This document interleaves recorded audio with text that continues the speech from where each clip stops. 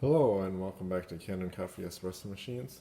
Today we're testing this Rancilio Silvia espresso machine, and we replaced the heating element on it. This heating element was bad and causing the GFCI to break, and so we replaced it, and now the machine's working great.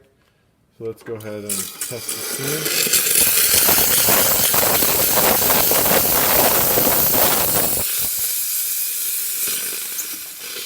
And then we'll go ahead and turn the steam mode off and run hot water, doing the cooling flush.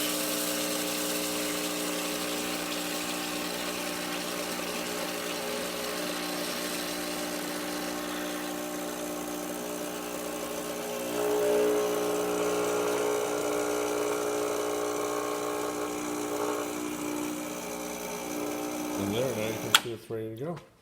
So thank you for pairing with Kanen Coffee. Please like our videos below. If you'd like to see more videos like this, please subscribe to our channel. Thank you.